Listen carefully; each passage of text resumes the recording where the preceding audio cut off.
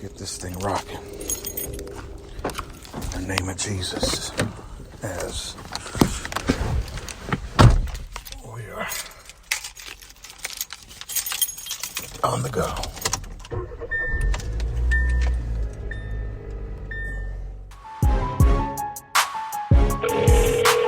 Welcome to the On The Go podcast with Paul Ibarra, dropping daily inspiration as he's on the go. You can connect with him on Facebook, Twitter, Instagram, and YouTube. Now, let's get started. So this one for me today is kind of a funny one. Actually, it is a really funny one. I'm gonna title this one, "You Can't Win on a Technicality." So all my sports buffs out there, there's always the technical foul. There's a technical, whatever. Technical foul, technical call, all these calls, right? They take it up to the box. They're like, come on, what are we doing? So, true story. So today, I want to rock my Raiders gear. My Raiders jersey, my Raider hat. I'm dressed in silver and black. Silver and black attack is back for all my Raider fans out there. And another thing, Vegas Raiders just doesn't even sound right.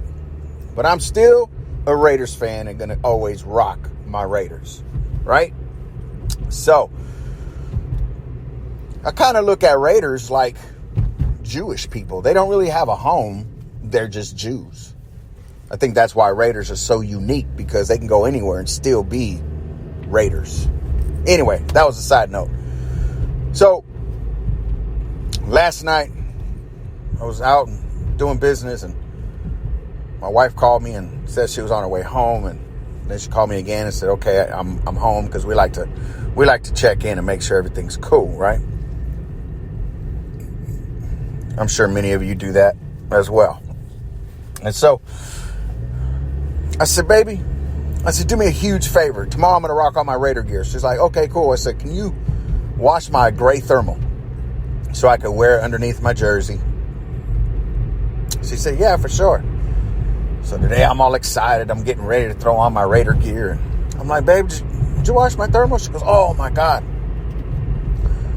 I forgot to put it in the dryer." I said, "Okay, well, ain't going to do me no good right now because I got to leave in 10 minutes. So I'm going to be honest with you. I was a little bit mad. I was a little bit like, I even told her, "You had one job." Now, men out there and women out there are the same thing. Don't even try to act like you don't be getting mad at your spouse when you ask them to do something and then they don't do it, right?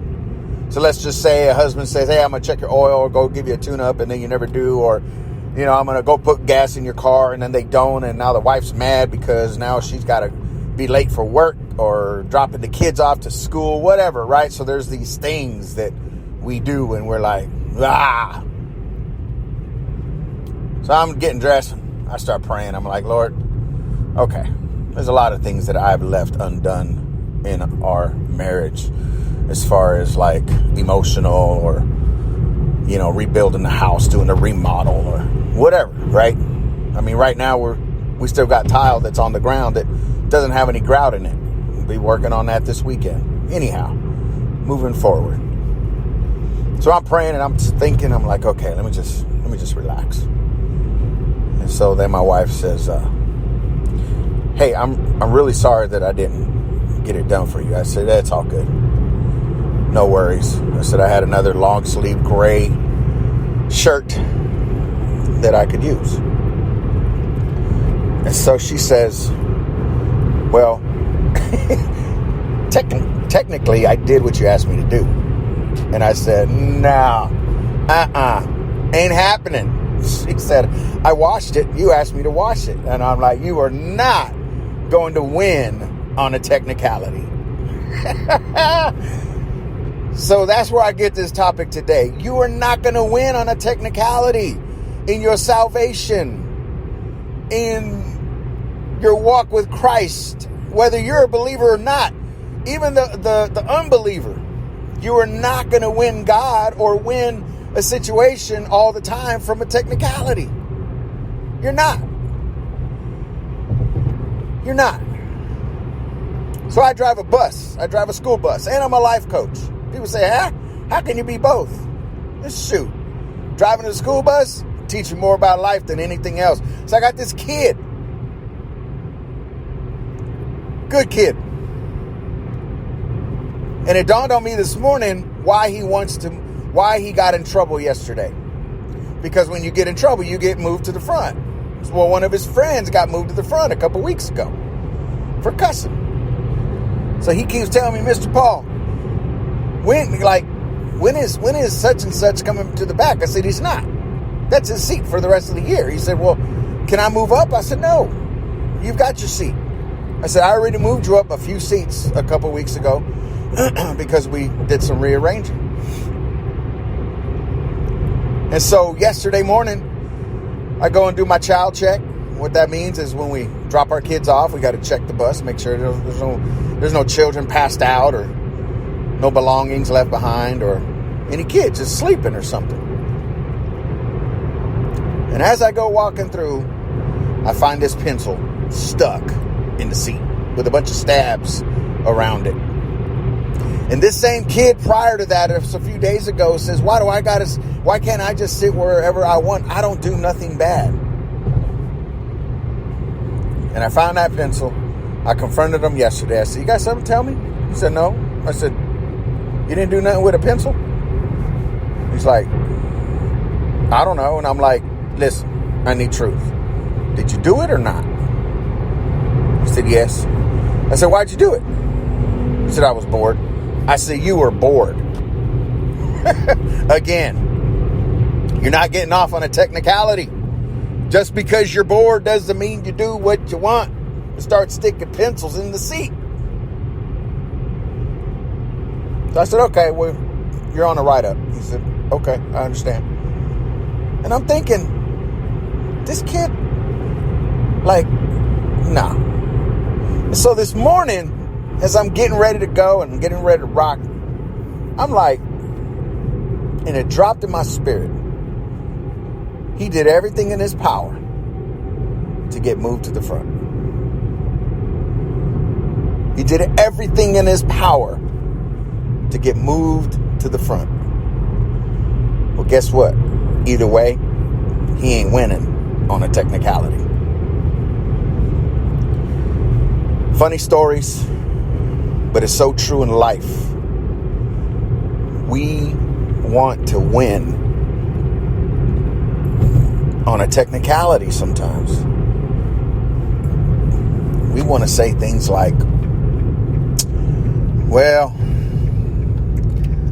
I don't call it adultery if I'm just flirting with that girl. It's not really adultery if I just want to stand by that man and smell how good he smells, even though I have a husband at home. Men, women, you are not going to win on a technicality. You can't win on a technicality. You know, Jesus said it himself.